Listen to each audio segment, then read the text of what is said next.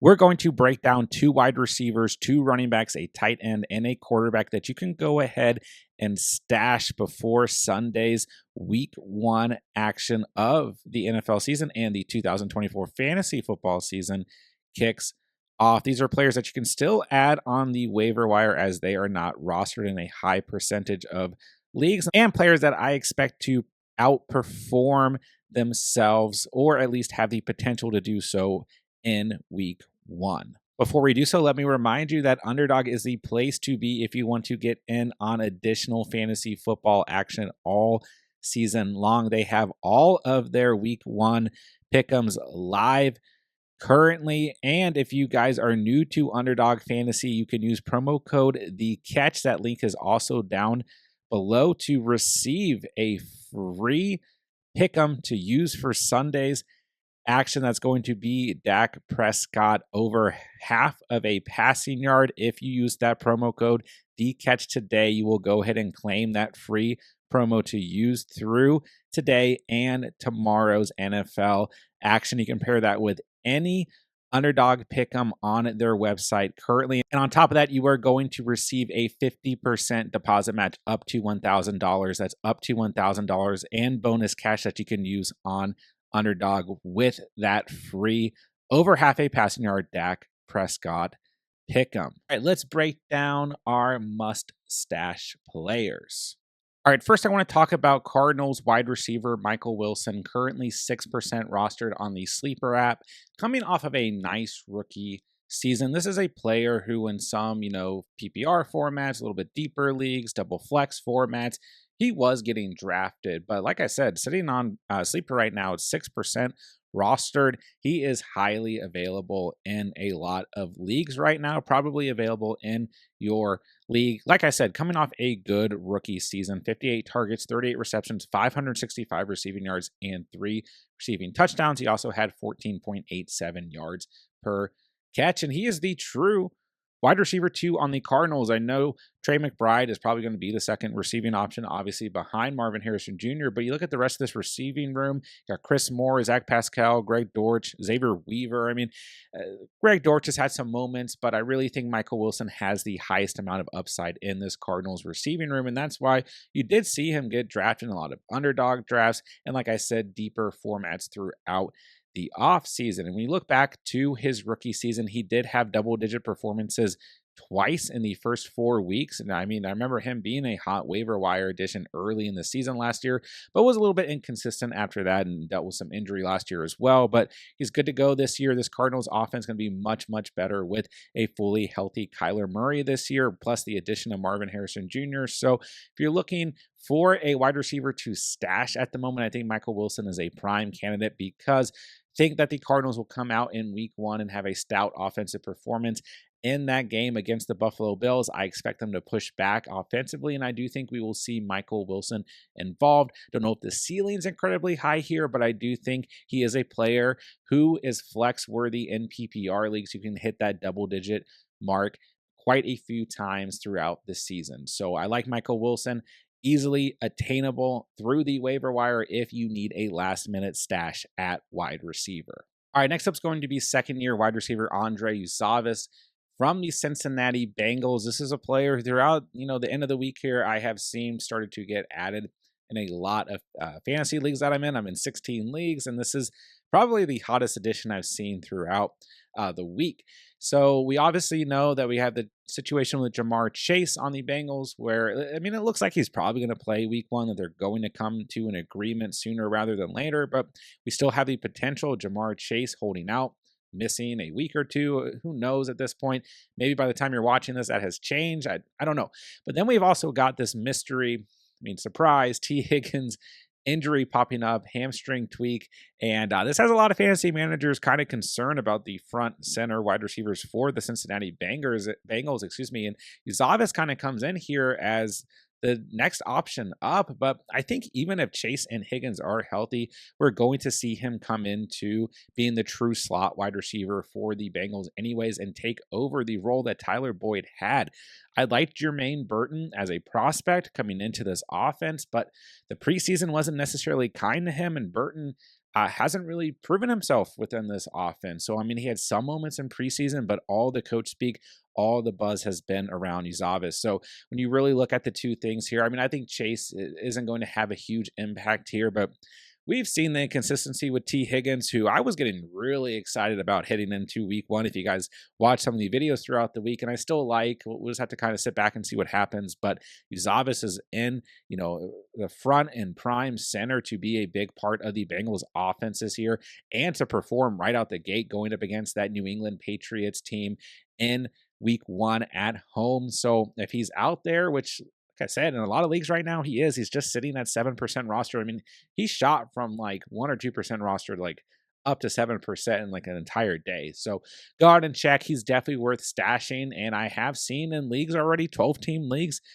double flex formats. This is a player people are considering flexing in week one. So go ahead and stash him while you still can before he potentially breaks out in week one. All right, next up, rookie running back Ray Davis of the Buffalo Bills. This is a player sitting at 27% rostered, has some nice moments in the preseason, a great prospect, a very different runner than running back James Cook on this same Bills team. So week one, we've got the Bills going up against the Cardinals, who were a bottom 5 run unit against the running back position in fantasy last year. And I don't really think they've improved throughout the offseason in that regard. So I won't be surprised as this game goes on. I mean, I do expect the Cardinals to push back, but then at the same time, I could also see the Bills getting up a couple touchdowns in this game because it seems early in the season at home, they always perform quite well. But the point being is, I don't know if James Cook either way is going to need to get every single touch in this game. And Ray Davis is locked in as the RB2, although we did see Ty Johnson at times in the preseason kind of vulture some touches or have some potential, I guess. But I think Ray Davis is the second most talented running back on this roster easily, and he could be in line for some touches in week one, whether that game's competitive or not competitive at the end of the day. This is a type of game that both James Cook, Ray Davis, and Josh Allen within the 10-yard line should all have opportunities in terms of the run game. So Ray Davis, I think a player that people are already stashing, right? But I think he's just another player that you need to consider strongly stashing if you're kind of thin at the running back position. Go ahead and grab him before he potentially starts to show signs that he could break out in his rookie season. All right, second running back I want to talk about is Dameon Pierce of the Houston Texans, coming in at 16% rostered.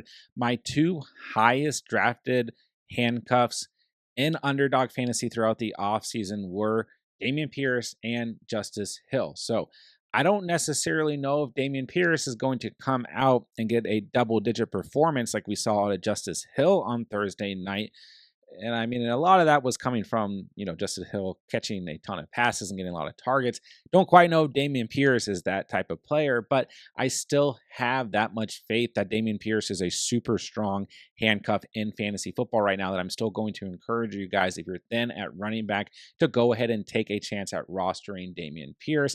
We know Joe Mixon's the RB1 here, but I think Pierce is still going to get opportunities within this offense. Come in and spell Joe Mixon. I don't know necessarily how much goal line work, Pierce is going to get. But at the end of the day, I just think that if anything happens to Joe Mixon, that Pierce, we've already seen him have 1,000 yards in a season. He can come right in and be the RB1 in one of the best offenses in the entire NFL. We know this offense is going to put up a lot of points as long as everyone stays healthy. Still think they easily have the potential to be one of the best offenses in the league this year. And I think a lot of people agree with that. So Pierce just kind of sitting there, right? Not a player who is heavily rostered right now, who's probably just going to sit on your bench. But just think about if something happens to Joe Mixon, who has been a top 15 running back 3 years in a row in fantasy, but he has suffered injuries in the past 4 seasons as well. So something happens, Pierce is in line to be a true RB1. And like I said, he also just has the potential to get touches even with Joe Mixon healthy. He's tied to too good of an offense to ignore. We know they're going to throw the football a lot, but there's still got to be running back involvement no matter what at the end of the day. So Pierce, if you're thin enough at running back, I still think is worth a roster spot if you want to try and catch a true handcuff at the right time. All right, your tight end for today's video is going to be Tyler Conklin of the New York Jets, currently sitting at 24% rostered. And I do think that Conklin is probably not going to have a great week one performance going up against the San Francisco 49ers on the road. I don't know if next week against the Tennessee Titans is necessarily going to be great either, but then the Jets are at home against the Patriots, at home against Denver. They travel to the Minnesota Vikings, and they're at home against the Bills. So I think that's a pretty favorable stretch overall. And I like Conklin because I just think that he's going to end up being a big part of this offense with Aaron Rodgers fully healthy. So I do think he's a true tight end stash, and really only a tight end if you need to pick up if you're kind of streaming the position. If you're going into the season with a player like Pat Freiermuth or Dalton Schultz, Cole Kmet, someone of that caliber, or maybe even someone deeper, maybe you're in a deeper league, whatever it may be, or maybe you drafted Mark Andrews and you're already freaking out, which, by the way, don't freak out quite yet. We've only seen one game for the Ravens this year. But overall, I like Conklin in this offense. He was a tight end 18 last year, 621 receiving yards off his 61 receptions, 0 touchdowns, but 10.18 yards per catch. So there's definitely potential there. And all those passes were coming from Zach Wilson and the Frankenstein room of quarterbacks we saw last year for the Jets. As long as Rodgers is healthy, Conklin should have a better season overall. And I still think the Jets are kind of searching for their wide receiver too, whether you think it's Mike Williams, Allen Lazard, or Malachi Corley. I don't know who it's quite going to be. Maybe you think it's just Breece Hall. I mean, that's fine too.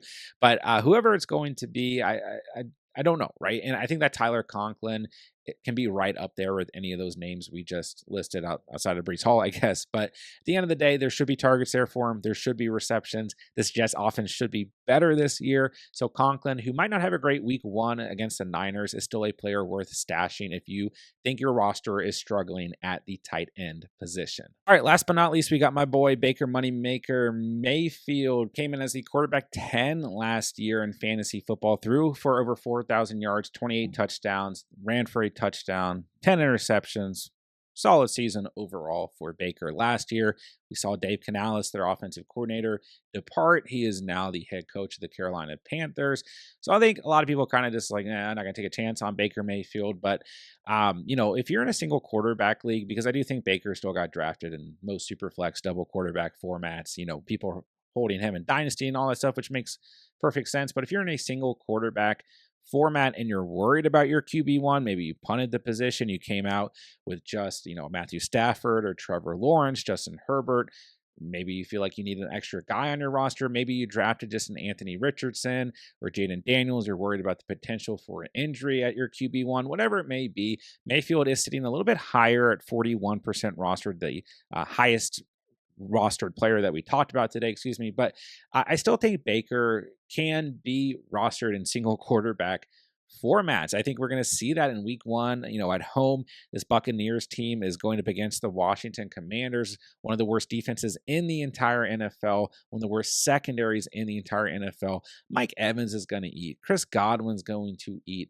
Cade Otton might eat in this game, and Rachaad White is going to eat in this game. We might even see rookie wide receiver Jalen McMillan have a solid day too. So it's going to be a good, strong offensive performance for the Buccaneers in week one. And Baker Mayfield is going to be at the helm of that. He might not have the most upside as a fantasy quarterback, but at the end of the day, I think he's going to be a solid passer once again this year. So if you're worried about your QB1, I do think that Baker is a guy you can go ahead and stash now before he shows up in week one against one of the worst defenses in the entire league.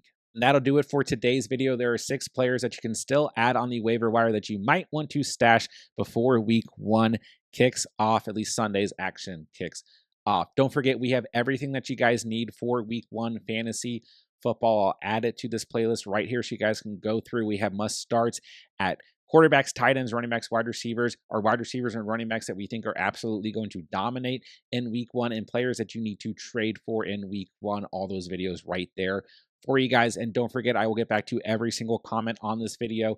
Any fantasy football questions that you guys have, drop them down below. I will get back to you before Sunday's action. If you enjoyed the video today, be sure to hit that subscribe button on the way out. And with that, I'll say thank you guys so much for watching and or listening. And remember, you saw it here on The Catch.